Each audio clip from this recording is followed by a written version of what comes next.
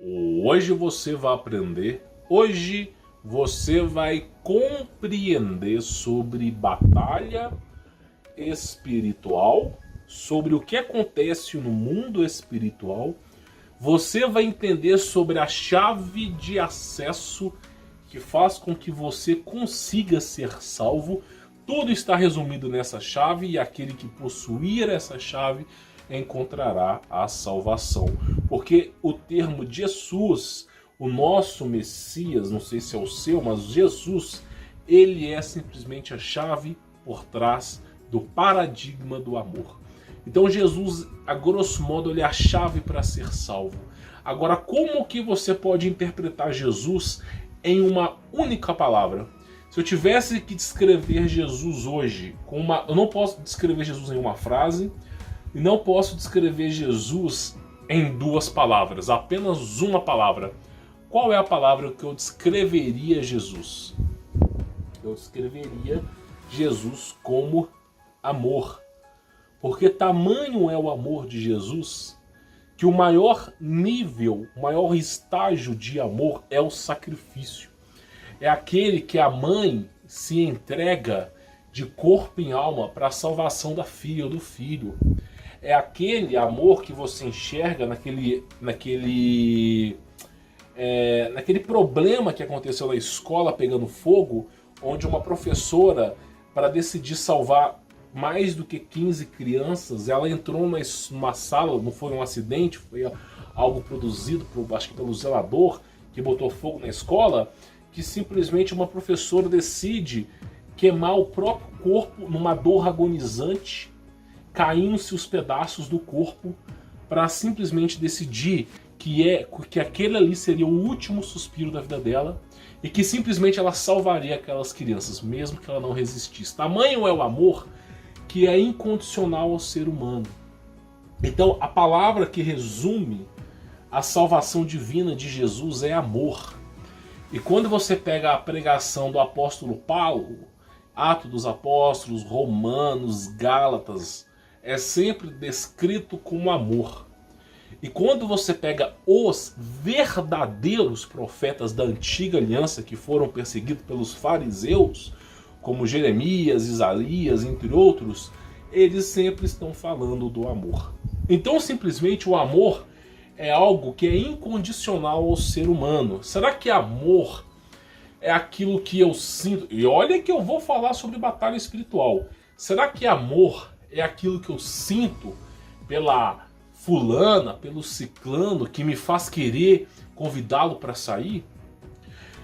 Eu vou dizer uma coisa para você e vai chocar a sua vida. O ser humano não conhece o amor. O ser humano não conhece o amor. Ah, Humberto, mas você está delirando? Aí vai aparecer algumas pessoas aqui escrevendo assim: os desavisados. Desavisados. Humberto, leia amor ao contrário. Amor ao contrário é Roma. E também tem derivações de romance. Então, amor vem de Roma, Humberto. É algo produzido por Roma. Tem uns que vão vir assim. Aí você pergunta, eu quero ver o cara falar a palavra Roma com o idioma americano, né? Amor, love. Então, simplesmente love é Roma. Então, simplesmente, não é porque existe uma causalidade, não é porque existe uma coincidência que aquilo ali é verdade. Tá entendendo? O que é a palavra amor? A etimologia, e etimologia é o estudo da palavra, é um estudo que fazemos para descobrir a origem da palavra, nos revela o que é amor. Amor é uma derivação da palavra amar, ramar. E o que é amar-ramar? É uma palavra que veio da cultura indo-europeia, Ásia, entre outros países. E ama significa, se separa em dois. Am, que derivou no futuro na língua inglesa em I am, eu sou, ok? Que significa Deus. Então, eu sou, e ma. E ma tem referências à mãe, ao amor incondicional da mãe pelo seu filho, que ainda está no ventre e não foi visto. Então, ama é o eu sou que tem sentimentos profundos, que zela, cuida e protege aquele ser. Então, o amor é o quê? Um conceito de transliteração, simplificando para quem não entendeu. Amor é Deus, o eu sou, ele ama, cuida e protege. É isso que significa amor. Por isso, a palavra amor não está acessível aos homens. Por isso, o amor de Cristo é o caminho. Porque o verdadeiro amor, o estágio final do amor, o nível mais alto que se pode compreender de amor, é o autossacrifício. É o autossacrifício. Por isso, Cristo, ele se sacrificou por nós, para que mediante esse sacrifício, mediante esse martelo, tá, no novo capítulo, a gente pudesse ter direito à salvação, cravando em nossos corações a lei. Então, simplesmente, quando Cristo ele morre e ele ressuscita, aquele autossacrifício é o que? É o início de uma era. É o início da vontade de Deus de salvar a humanidade. É o que? É o que é dito por Isaías. É o que é dito por Miquias. É aquele que viria. Cumpriu todos os requisitos do Messias judaico. Porém, o apóstolo João disse, ele veio pelos seus, mas os seus não o receberam. Mas aqueles que o receberam, ele vos deu o direito de entrarem no céu. Então, o amor é um auto-sacrifício que Deus faz perante a humanidade. Por exemplo, a este momento agora, garanto a você que o diabo, que significa acusador, nós temos que lembrar que a palavra diabo não representa um ser, tá? Não representa um ser, não existe o ser chamado diabo. Existe sim, óbvio, anjo caído. Existe sim, óbvios anjos caídos, mas diabo não é um ser. Diabo deriva de uma palavra grego-latina, ok? Sendo latim uma derivação de Roma, grego. Então, diabo vem de diabolos, transliteração de grego, e diabolus do latim. E o que significa diabo? Acusador, julgador, aquele que fica acusando, aquele que fica... Você pecou, se arrependeu. Você tem esse direito. O diabo vai ficar lembrando do seu pecado. Então, não é um ser, é um estado que você vive. Então, diabo significa acusador, aquele que fala mal do próximo, aquele que acusa o próximo. Não importa se a pessoa era cachaceira, não importa se a pessoa tinha uma vida ruim, se ela se arrependeu verdadeiramente e ela decidiu seguir uma nova vida, é direito dela, não concebido por mim, mas concebido por Deus. E se eu começar a acusar essa pessoa, eu me tornarei simplesmente um diabolos, que significa discípulos do diabo. Então nós não podemos ser diabolos, nós temos que ser discípulos do amor de Cristo. O que Paulo fez? Paulo era açoitado todos os dias, sofria. Paulo entrou na prisão rústico, com músculos, boa visão, e saiu de lá morto, mas ele foi perdendo a visão, foi perdendo a saúde. E Lucas estava todo o tempo tentando ajudar na saúde de Paulo, curando as suas feridas. Então a vida de Paulo foi uma vida miserável. E quando perguntavam para ele por que você faz isso, você apanha sem revidar, você nunca revida, Paulo falou que ela era pelo amor de Cristo. Estou certo da alegria e do amor para onde eu vou. Viver é Cristo, morrer é lucro. Então Paulo sabia sobre o amor. Então o amor, ele é a chave para você ser salvo. Só que não é uma interpretação de amor românica, uma interpretação de amor de Shakespeare, Romeu e Julieta. Amor não se deriva, inclusive Romeu e Julieta, ao meu entender, foi uma tentativa de ocultar o amor. Porque você cria um sentimento íntimo entre duas pessoas que se resume no autossacrifício. Para quê? Para convencer as pessoas que a partir daquele momento o amor significa aquilo. Só que a cultura indo-europeia nos diz ao contrário. O amor é algo que vem de Deus. É algo que nós não merecemos. O direito de salvação, o direito de estarmos de podermos contemplar a vida em Cristo Jesus, não nos pertence. Não merecemos isso. É algo que vem de Deus que nós não temos nem a capacidade de recusar. Não somos dignos do amor de Cristo. Porém, Ele entrega o amor imerecível. Agora que você entendeu que o amor de Cristo é realmente algo que transcende a consciência humana, o que é as leis? Quando você pega, por exemplo, o amor de Cristo, ele se resume às leis.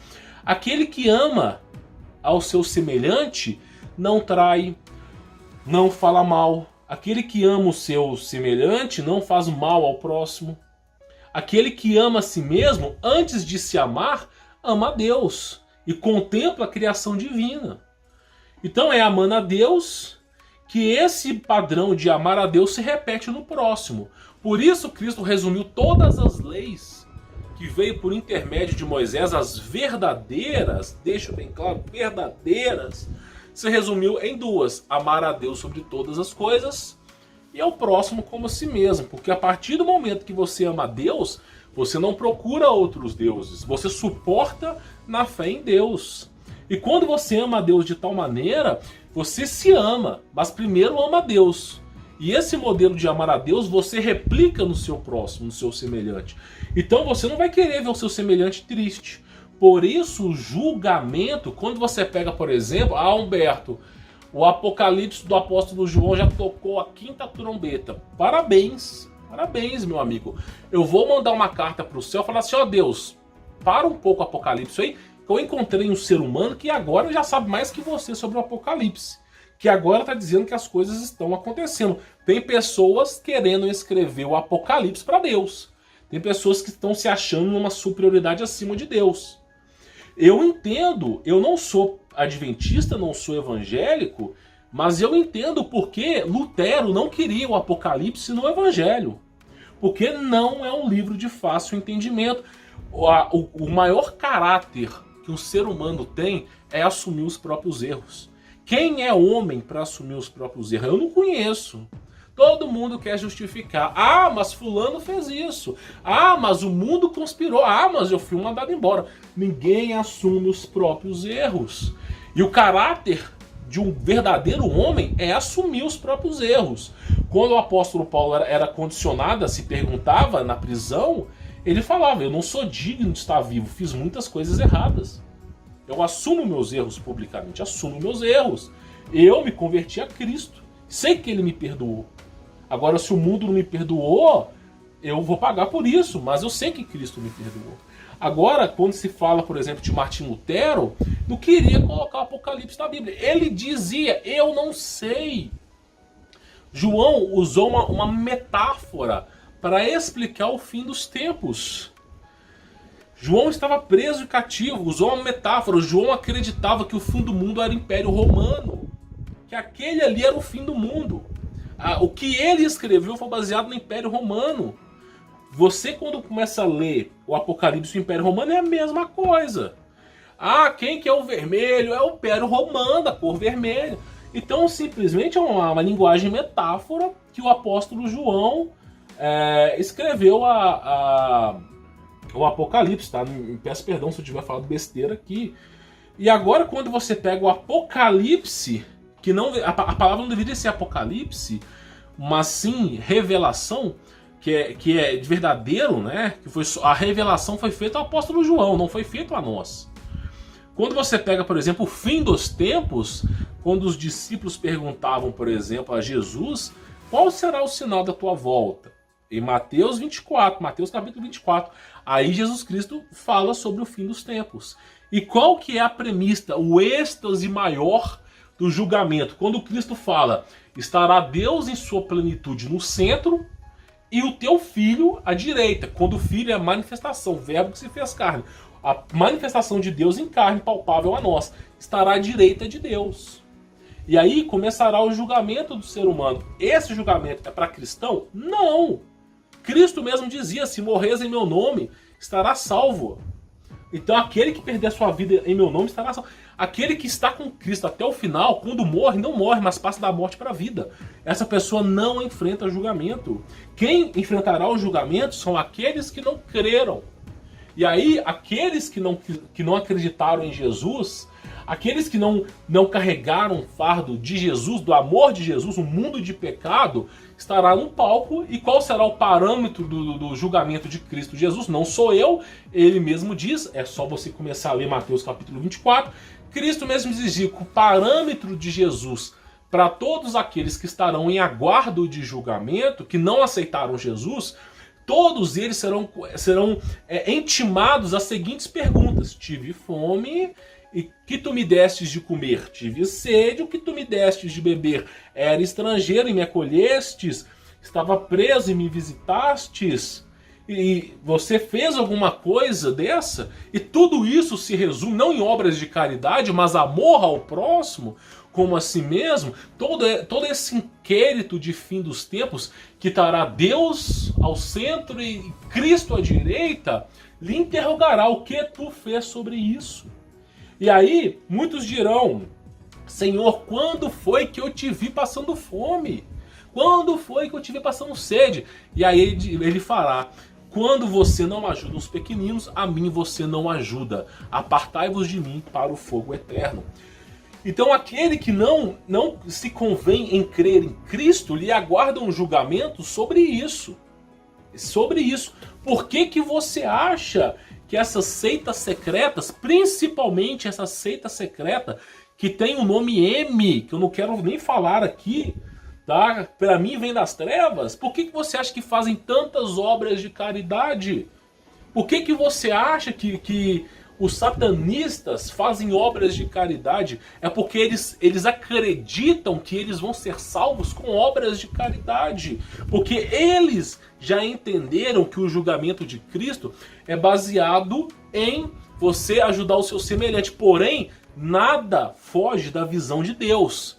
Não lhe adianta você querer, por exemplo, Bill Gates, querer doar metade das suas riquezas imensuráveis aos olhos humanos a obras de caridade, confinar o ser humano a uma escravidão tecnocrática, ou simplesmente em coisas que eu já sou proibido de falar aqui. Então, simplesmente, o que eu quero te dizer é que essa caridade tem que vir verdadeiramente dentro de você. Há um padrão chamado amor. A força eletromotriz de Cristo é o autossacrifício. Por isso, quando Nero começou essa loucura em Roma de botar fogo e acusar Paulo, que Paulo era simplesmente o premissor de fogo, quando essa loucura que veio de perseguição aos cristãos, eles queriam fazer o quê? Acabar com o amor de Cristo. Quanto mais se batia nos cristãos, mais se tinha sangue, mais se tinha martírio e mais o amor de Cristo prosperava. Porque o amor de Cristo, ele transborda onde tem pecado. Tá entendendo? Então o padrão, quando você analisa o corpo humano, inclusive eu tenho essa matéria aqui, mas eu vou falar porque é mais fácil falar, para o vídeo não ficar extenso, tá? Mas eu deixo um PDF para você poder baixar. O amor concedido por Deus, que se manifesta no homem, é um amor de salvação. Tá entendendo? Se você não tiver amor, você não entra no céu. Por isso Cristo dizia: aquele que quiser entrar no céu deverá se nascer de novo, deverá ser como essa criancinha, porque é o amor inconcebível. Agora eu quero dizer uma coisa para você. Quando você analisa, por exemplo, tá, a palavra amor, através do campo eletromagnético do corpo, quando você analisa o conceito de amor, tá, você vê aqui, ó, inclusive eu tenho essa imagem aqui, que o campo eletromagnético, tá, ele é muito mais forte. Eu venho trazendo aos meus inscritos no canal e as pessoas que estão chegando agora, eu venho trazendo ao seguinte: a palavra amor, ela gera uma frequência positiva na água. Quando você abençoa a água, você fala coisas boas à água, ela se torna uma água de extrema qualidade. Por isso, por exemplo, os pastores, eles fazem orações e depois entregam água abençoada. Isso está presente em inúmeras crenças. Por exemplo, no passado eu era espírita, não creio, não acredito nisso. Tá? Mas claro, temos que respeitar a opinião do próximo. E no espiritismo tem água, os caras botam um jarro d'água, fazem orações e no final entregam água. Quando você chega na igreja, na igreja hoje nem tanto, mas por exemplo na igreja evangélica, algumas colocam água, fazem orações e entregam água. Por que que entregam água? E muitas vezes o pessoal acredita que aquela água cura. É o que eu falei do estado molecular da água. Dependendo da vibração, porque a palavra tem poder, Deus criou o universo através da palavra, da verbalização, haja luz, faça-se a luz. Então a palavra tem poder. E quando você amaldiçoa, você está amaldiçoando a si mesmo. Porque nós, seres humanos, nós somos um campo eletromagnético toroidal. Então, se você falar, por exemplo, se você falar eu te amaldiçoo, ela volta para você, meu amigo. Agora, se você falar eu te abençoo, ela volta para você também. Então, é muito melhor tratar as coisas com mais tendência ao amor. Por isso, Paulo apanhava, porque ele sabia do amor de Cristo. Inclusive, quando você pega, eu queria pegar isso aqui, tá? Provavelmente não está no estudo aqui, mas sobre a questão da iluminação, da frequência da luz. Hoje tem estudos que comprovam as palavras em frequências da luz. Cada frequência da luz é palpável, é um tipo de palavra. E as frequências mais altas é o que? Eu sou, que é um representativo de Deus, que foi lhe entregue ao Monte Sinai, a Moisés, e também logo embaixo o amor, porque o eu sou ama. Então, por exemplo, eu queria colocar esse vídeo aqui para você sobre frequências, rapidinho, só para você poder entender que as frequências que estão presentes no universo, elas, se você souber harmonizar a tua vida em Cristo Jesus, você tem qualidade de vida. Inclusive, eu queria deixar isso aqui para você ver, ó. Ele configura as frequências e simplesmente as coisas começam a mudar. Então as frequências, elas atuam em nossa vida, tá? Elas atuam em nossa vida e vai mudando dependendo do tipo de frequência. Isso tem a ver com luz, isso tem a ver com vibrações de som. Então o universo está intimamente ligado. Quando a gente analisa o corpo humano e o próprio planeta Terra, a gente vê a interligação dos dois, a questão de amor, a questão de palavras ruins e palavras positivas, tá? Por exemplo, olha só, quando você pega a antiga aliança descrita por Davi e Salomão, e olha, deixo bem claro que eu não gosto de Davi, não gosto de Salomão, não gosto de Abraão, não gosto de Moisés, não gosto do Deus de Israel, não sou judeu, minha crença é ser cristão, mas eu respeito, a gente tem que respeitar, mas os próprios da antiga aliança reconheciam o amor. Tá? Davi reconhecia o amor. Davi escreveu os salmos. Não é porque eu não gosto desses caras que eu invalido o que eles falavam. Por exemplo, é dito no salmo: o teu amor é melhor do que a vida, porque o ser humano é perecível à morte. Por isso os meus lábios te exaltarão. Então simplesmente, até mesmo o rei Davi, ele entendia o amor de Deus. Quando você pega os salmos também, Salomão entendia, apesar que ele fez muita coisa errada na vida, entendia o amor de Deus. Você pega os levitas, Samuel, os caras entendiam o amor de Deus. Moisés entendia o amor de Deus.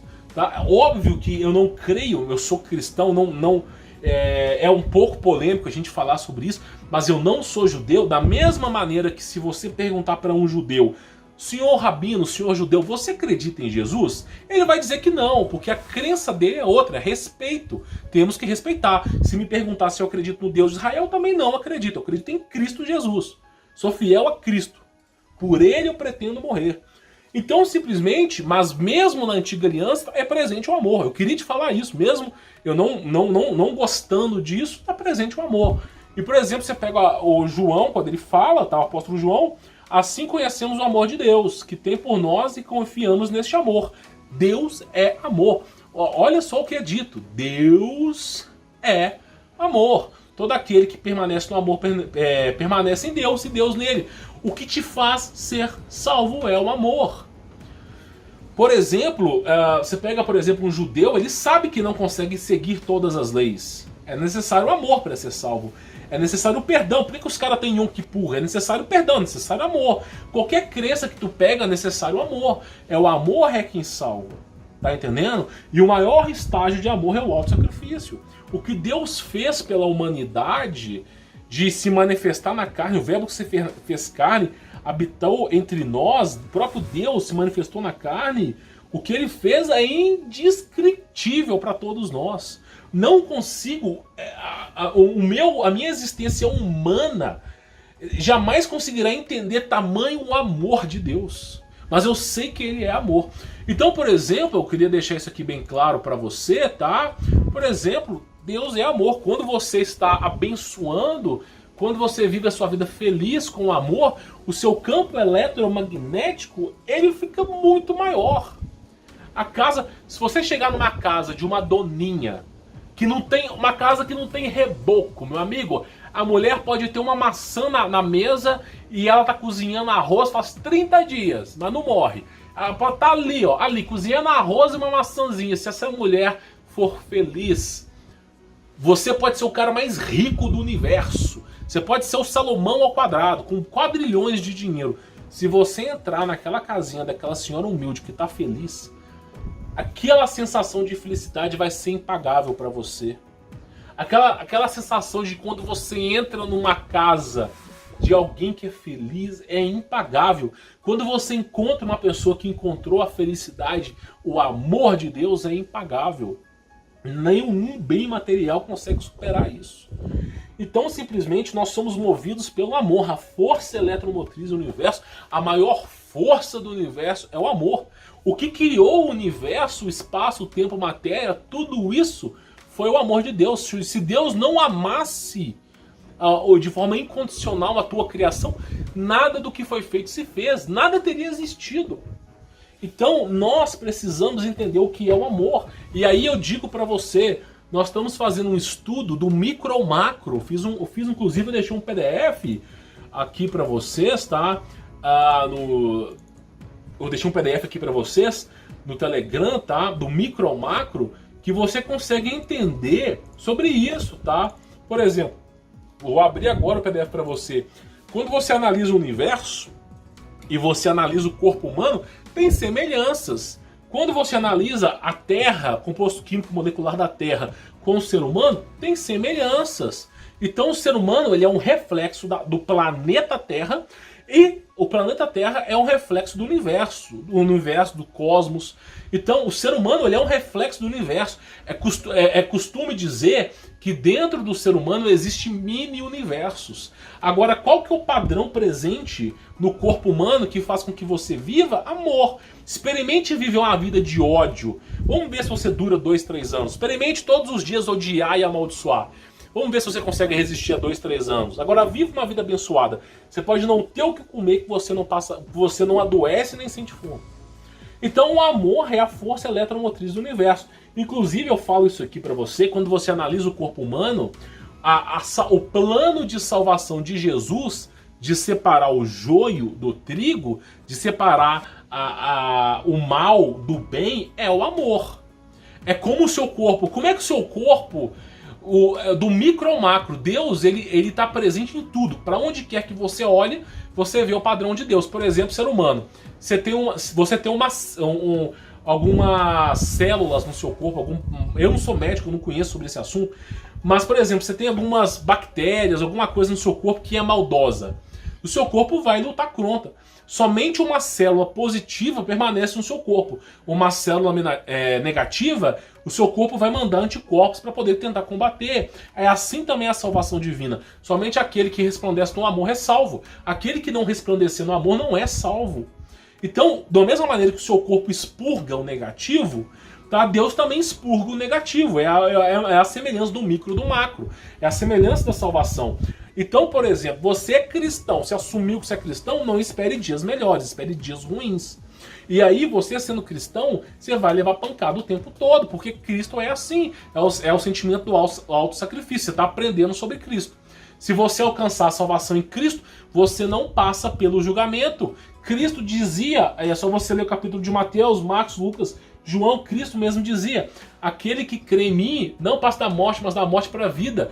Não é julgado, passa da morte para a vida. Você pode pegar, inclusive eu já coloquei PDF sobre isso. Aquele que permanece em Cristo, no ato de sua morte, está em vida com Cristo. Agora, aquele que não lhe aceita Cristo, que em seu coração não incumbe a Cristo, esse lhe será entregue no estágio final da humanidade, há um julgamento coletivo, onde lhe será perguntado sobre o amor, de forma incondicional. Você ajudou, você fez isso, de bom grado, de bom coração.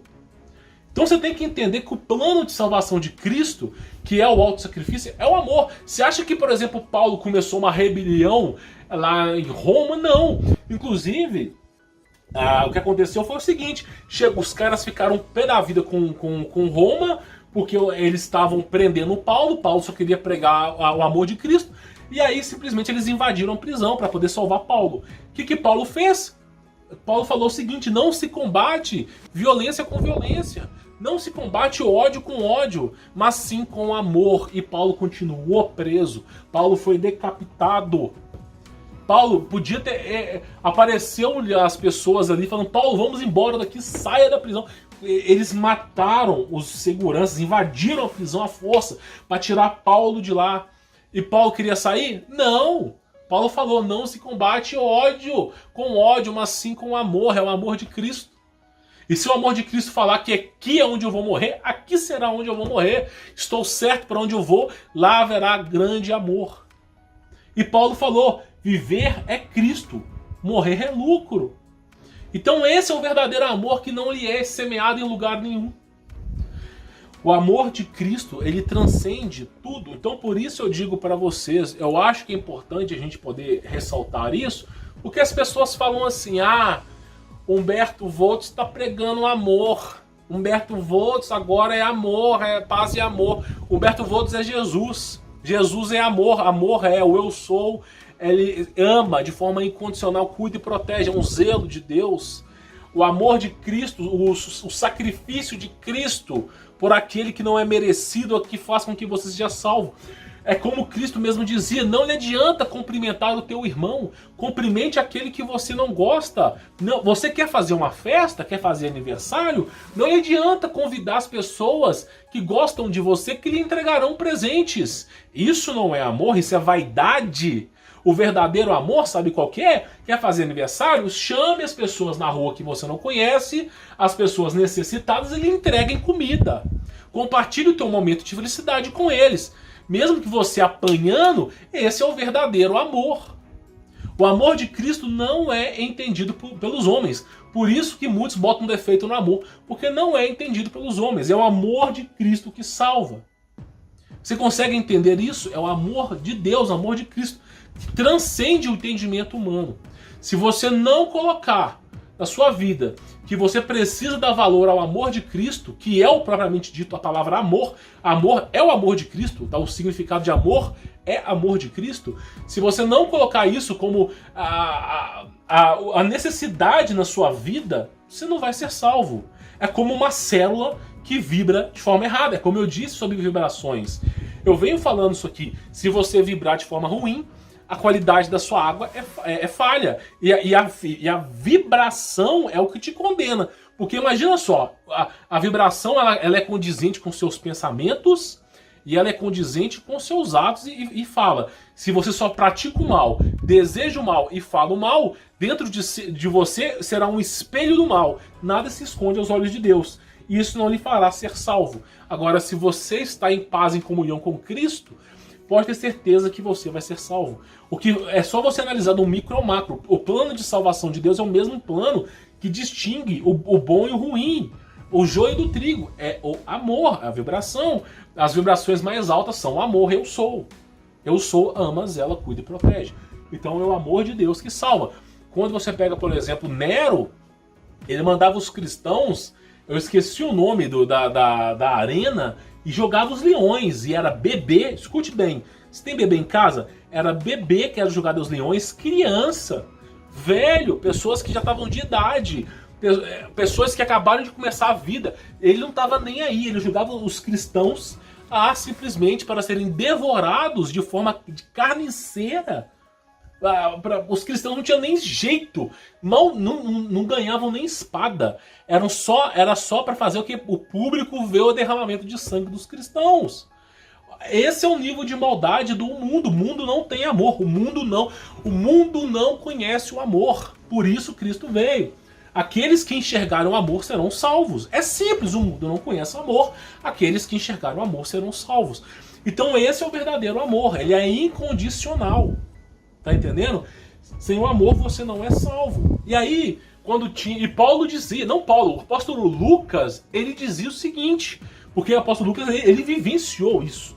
Ele dizia o seguinte: hoje terá festas no céu. Terá festas, terá glória, uma grande festa no céu de celebração, porque os cristãos que permaneceram em Cristo Jesus e que foram devorados pelos leões, que passaram pelo único momento de dor, mas que permaneceram firmes, estão agora no seio de Jesus, tá bom? Então isso é o que salva. Você precisa entender isso. Esse é o conceito que salva, tá? Do micro ao macro, do cosmos. Se você analisar frequências, vibrações, tudo resume a amor, frequências de amor e salvação, autossacrifício. Tudo isso se resume a um espelho de Jesus. Aquele que crê no amor de Jesus, que depende dele para viver, que vive a sua vida em Jesus, quando morre, já está vivo em outro local. Agora, aquele que não crê em Jesus terá que aguardar um certo tipo de julgamento. Tá bom? Vou ficando por aqui, sou Humberto Volto, espero que você tenha entendido. E lembre-se, é o amor de Cristo que salva. Tá bom? Fique na paz.